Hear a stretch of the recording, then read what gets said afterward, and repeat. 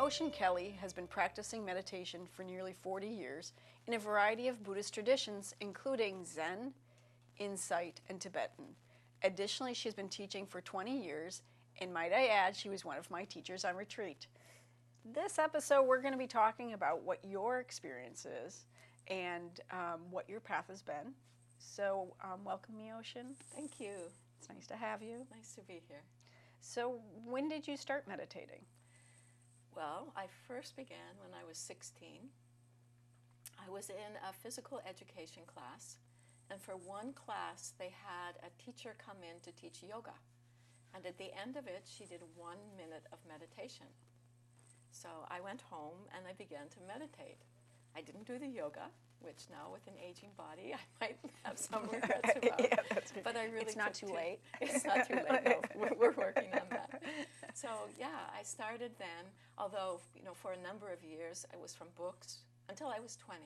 Was when I did my first retreat. Where did you go to school, or where did you grow up? In Canada. Oh, in Canada. So this was in Calgary, in Alberta. It's kind of amazing, that like all those years ago that like somebody was introducing yoga to a physical education class. I know. I feel so fortunate that I was in that class and that I had that exposure right then. Yeah. And that you then picked it up and thought, oh, this is a cool thing. I'm going to try to do this meditation at home. Yeah. It seemed to have an effect right from that first minute. There was no big experience, let me tell you that. Yeah. But there was some kind of, oh, this seems important. Yeah, and I think that sometimes like certain things are sort of natural, Yeah. So like that's part of the whole thing of the show is that I want to introduce people to a bunch of different techniques, because if you don't fall into the right one right away, then you put it down. But if you can kind of somehow find something, you go, oh, that kind of interesting, it kind of works for me. It's kind of a cool thing. So, and it sounds like you kind of stumbled into this sort of meditation, that sort of not the yoga, no, but the meditation. And there has been many different chapters in the world of meditation for me. Mm-hmm. And I think what you're saying about finding what really resonates with you and is helpful to you is really important. And so where did you go next? So you're at 16, you had this little inkling of introduction to meditation. Yeah, so then, my sister, who was a couple years older than me, was feeding me some books on Buddhism. Yes. Wow, very interesting. Then from that, I moved to a small town that had a meditation group, and they met once a month. So I began going to do a day-long of meditation each month, and then they had a weekend retreat where a teacher from outside came in and taught meditation. And that really helped to embed it, like to spend a little bit more time was getting more of a feel for what's going on. Even though when I think back to it now, I don't remember the instructions at all or what kind of meditation it was. I'm sure it was from the Buddhist tradition, but beyond that, I'm not really remember clear. Anything else, yeah. And so then what happened? Then what was the next phase and stage of that? So there was a time of trying different techniques. I went to intentionally. India. Intentionally. Mm-hmm. Yeah, and I spent time in India doing some practice there with different teachers. I just explored it, and it was later in life where I kind of came back to the Buddhists. They have a good understanding of meditation. I was suffering in ways that I felt like this could be really helpful to me. And so then I just sought out a really good teacher. Mm-hmm. And from there, it all unfolded. Mm-hmm. And who was that teacher that you sought out? So at that time, I was practicing in the Theravada tradition, and I met Sayadaw U Pandita. Mm-hmm.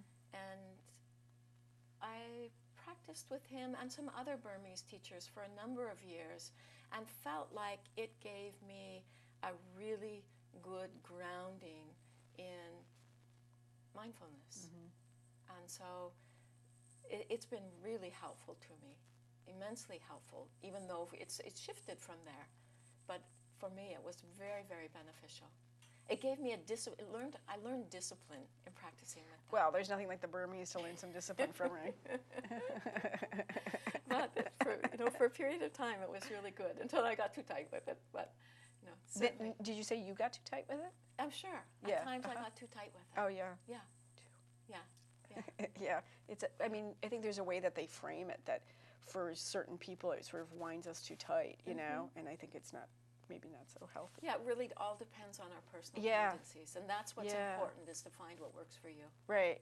I mean, do you think it's changed over the years, like in terms of what was right at one point in time and maybe not right at another point in time? I mean, do you think it's sort of changed? You know, like it's like if you read a book, right? You pick up a book, a story, and you start reading it. You go, oh boy, this is so boring. I can't hardly get through it, and you put it back on your shelf, and then, you know, years later or whatever time frame later, you pick it up and you're like, you go through the book and you're like, wow, that was the most fabulous book ever. I mean, do you think it's like that with your life? Like how that maybe some of these things were good for this particular period of time or this? Well, certainly there's been things that felt really good at the time, really helpful at the time, and then you're right, conditions change. What we want to watch when we're setting up a practice is that we don't set up a just how I like it practice that reinforces habits that we have of hanging on to what feels pleasurable. At least for myself, part of my own purpose in meditating is really to discover who I am, to make a friend of body and mind, to be able to live the best I can as a human being, and that isn't to reinforce habits. So you want to challenge yourself. You want to challenge yourself, but at the same time, there needs to be trust to do that. And so that's where the inner resonance needs to be. And so do you, I mean, I'm familiar with insight and open awareness, more so the insight than the open awareness, but I mean, to me, there's a really great similarity in that. I mean, do you agree with that? Certainly. You know, this is all meditation that comes out of the Buddhist tradition, and it has different emphasis in different traditions. It's like the same, but it has like just a slightly different spin. Different angle. Yeah. And that's what I found is sometimes a teacher, like when I met Mingyur Rinpoche, he was just using a language that brought what was already here to life, in a sense, and that was really helpful to me. Yeah. Really helpful. Yes, and I find that too. That before we started taping, I was sort of talking about how I think that like not everybody, but lots of people are saying the same sorts of things. You know, that there's so much similarity, and I'm listening to somebody right now. I like a book on tape or whatever. I don't think they're called books on tape anymore, but whatever they're called, audio books. Yes. And but it's like everything I had heard in the Buddhist traditions, but kind of just shifted. And actually, what she talks about is kind of a little similar to what you're talking about with the open awareness. Is that what she says is stop? You just stop. Yeah. And it was uncanny how similar it seemed when we were sitting here in meditation. Right. Like how it was just what you're saying with the open awareness of just like being really present and open to all the things that are going on without clinging to it. She says almost the same thing, but with just a slightly different spin, which is just stop. So stop, the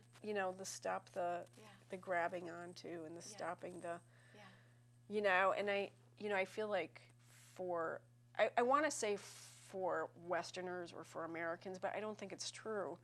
But I think for so many people world over, is that we can't stop anymore. You know, it's like it's almost impossible. I don't even, in the previous segment you were talking about we know how to relax the body, and I don't think I even know how to do that anymore. I feel like I don't even. I think back and I go, what did people used to do when they were relaxing? What? Yeah. I don't even know. And I don't feel like television is relaxing. I don't feel like any of these things that are sort of our go-to things are really relaxing anymore. Yeah. And so, what does become relaxing is just connecting with present moment experience. And that in itself, whether or not it's open awareness, whether it's just for a moment, we're really present with hearing, we start to see the mind is already calm. It's just all of these experiences that we're identifying with that we're getting spun out by. But that if we just, it's kind of like giving a big picture frame to the mind, like the mind being like the sky. and that all of the stars, everything else in it is just passing through the mind. And so we're just kind of resting into that spaciousness of mind. Yeah. Yeah. That's right. If we can do that. Do you think it's, I totally want to go. Yeah. So do you think it's easier in Minneapolis than it is in New York? I mean, in New York, I just feel like there's an like a crazy amount of pressure on all of us doing stuff, you know, like everybody who's here in the studio today. Not only do we have like a bunch of stuff we're doing. We have things we're doing for money and things we're not doing for money. We're doing this and we're involved in that. And, I mean, is it the same? I think big cities are big cities. Yeah. Busyness is busyness. Don't want to hear the that. world's moving at a really fast pace. It really and you know what is. that means? We don't have a choice. Because otherwise we're going to be so exhausted, so tired, so run down. We don't have a choice but to stop, is what you're saying. But to stop in our minds. It doesn't Yeah. mean then that, you know, we're going to stop doing what we have to do, but we aren't so, it's like stopping leaning forward into what we're doing and settling back, relax, and we just do it. It's a lot of work. Poor choice of words, don't you think? Okay, so going back to my story, this was like seeing there's not a choice. For me, it was through illness that I got really sick, and I didn't have the energy to keep fighting with emotions. I didn't have the energy to carry the past on my shoulders. I didn't have the energy to carry tomorrow on my shoulders. It brought me more back to myself.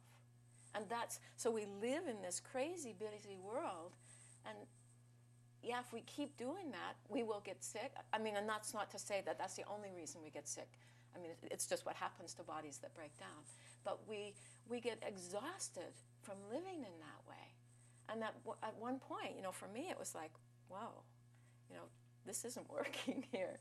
And it was, actually, I went to a meditation retreat, and I had the experience as if I stopped.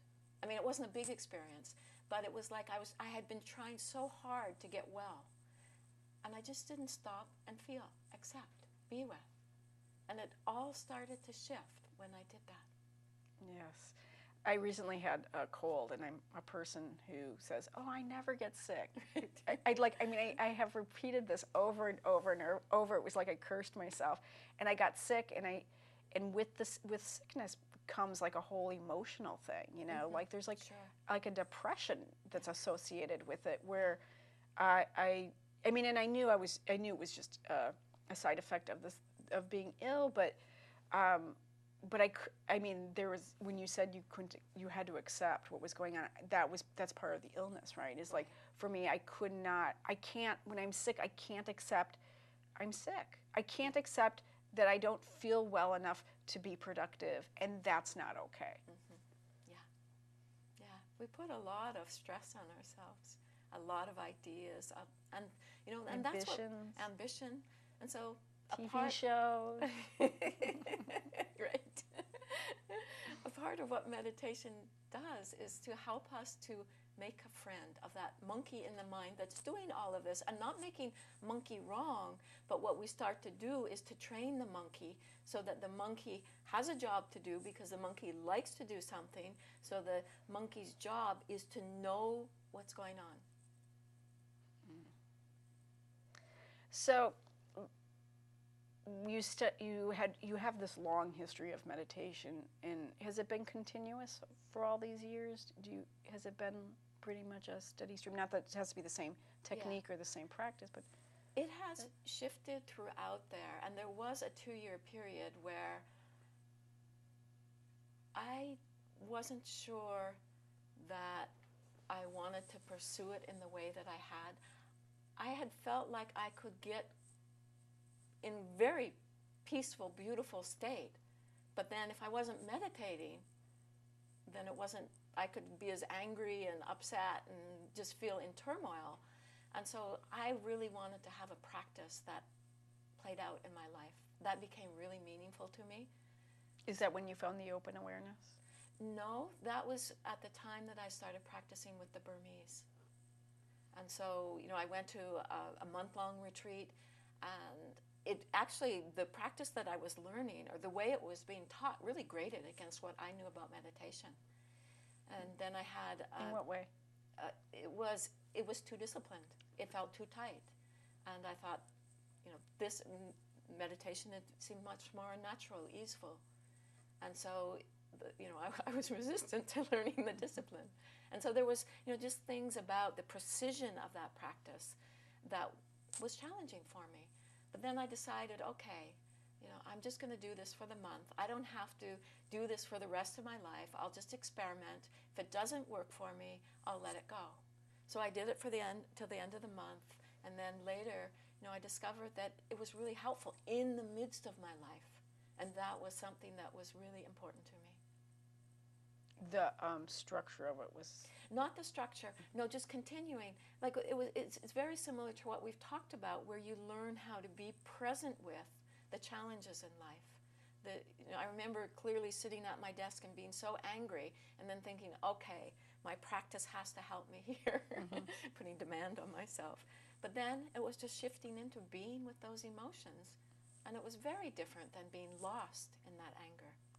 And so you feel like with your with all these years of meditation practice, that it allowed you to sort of shift from getting caught up into these emotions, Yes. and then instead maybe, looking at it with more spaciousness. Yes, most definitely. And certainly I'm no saint. I can get caught in any emotion. But what I found over time is I don't stay caught so long. When I experience a challenge, can remember when I'm feeling like, oh, this is too hard, I hate this idea.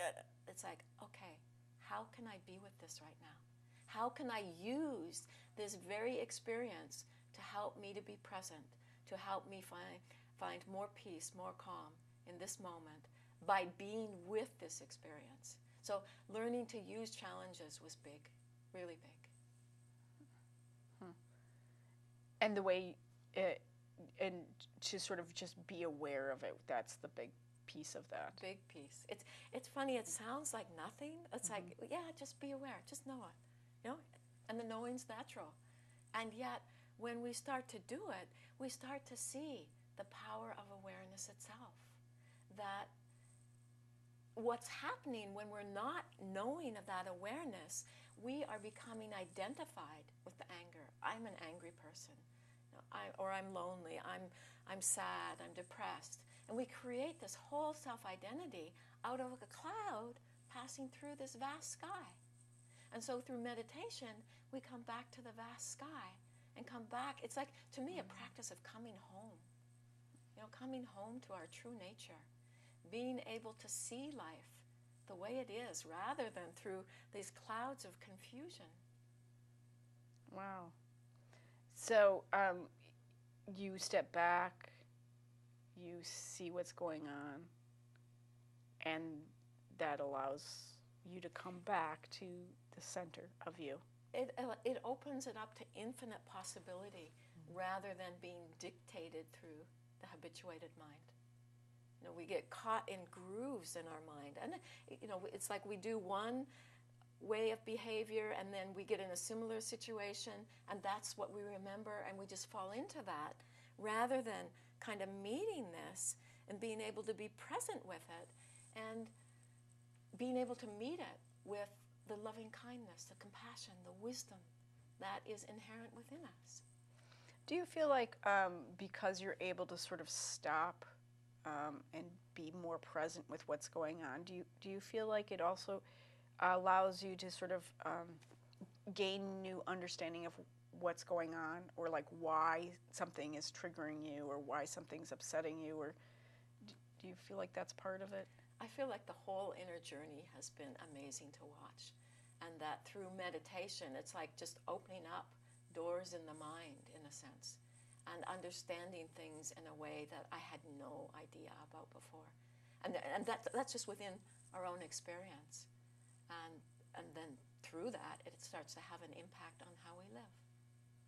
what we do in our lives. So can you Quality of actually life. think back to like when you were younger? Can you actually kind of see a change in yourself? You can? Fortunately. Yeah? Whether it's age or whether it's meditation. Fortunately. Let's say it's yeah. meditation. What it? Yeah. So, you know, I felt things quite strongly when I was a teenager, as I think many of us do. But I also I got quite sad.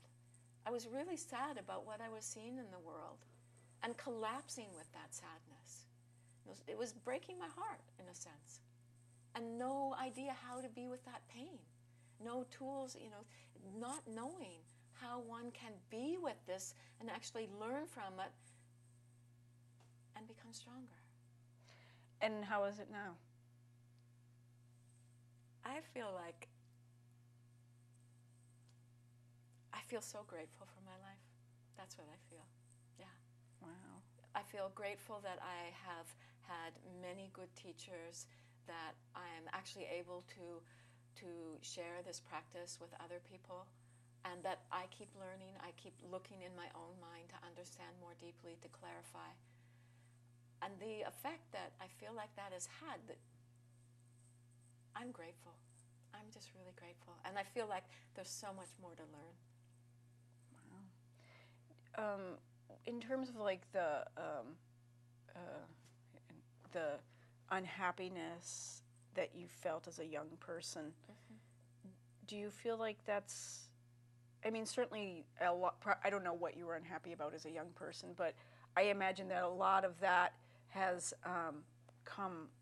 is still here. I mean, maybe not for you personally, but like, you know, there's still turmoil in the world or whatever it was you were upset about. I mean, how do you relate to that differently than you did maybe as a young person? I mean, really differently, really differently. I used to blame everybody for the problems, you know, blame people in the world. And now I kind of come back to, we're all human beings trying to do the best that we can, and we're confused. So how do we clarify this confusion? And this is what the practice helps us to do. And so that's what I keep trying to do in my own life, just to keep being more present, more available in life. And out of that comes more responsiveness rather than retaliating with that anger and blaming others. You know, the voice of blame has subsided a lot, which is welcome. Yeah, and I think that, you know, like with how does change happen, whether it's in ourselves or in the world, it doesn't, you know, people don't really change when you say it's you and it's your fault, you know. Yeah. We don't take that well, and or you should do it like this or that kind of thing. And so if people change from the inside and kind of can look at it differently. That's what really happens is it's not that the world goes away or it becomes suddenly this beautiful place, but how we relate to everything changes. And when we aren't caught in habituated actions, it opens up the space for others to also be present. Yes, that sort of the non-reactivity and not getting all caught up in what's going on or whatever. Which doesn't mean we become passive, but what starts to motivate us or move, or what we start to see is wisdom and compassion and loving kindness all reflected in our actions more clearly. You know, that we're more in touch with these qualities rather than trying to find happiness in ways that just won't bring happiness. Mm-hmm. And so this practice of meditation and awareness, it allows us to, instead of reacting and going against and blaming with anger, that it allows us to maybe to still do things, but in a shifted way, maybe? To still do things, but what happens is we stop looking for happiness outside of ourselves and we look into the inner wealth we already have. And so then when we're doing something, it's not as if I'm going to do this and then I'll be happy. That from within ourselves, we're just responding from the best place we know how to. Mm-hmm. And you feel like with the meditation and the open awareness practice that, it allows us to touch those happy spots in us? We start to see that it's there. It's there, yeah. And it's through this power of awareness. that we begin to recognize what's here. Wow. And you've seen that within yourself. I have had, glimmerings of, all I, in the simplest form is to say that I feel better today than I did when I was a teenager. That really, I feel very grateful for having got in touch with meditation. Yes. No, and I'm happy you did too, and I'm happy I did too. Yeah, I mean, it sounds like it's been a really long and full journey. I'm really surprised to hear that you've been doing it for so long. I mean, not surprised because of you, but just because because it's like, to be introduced at such a young age is like really, I think it's a little unusual. I mean, it's getting less and less unusual now, but Right, but right.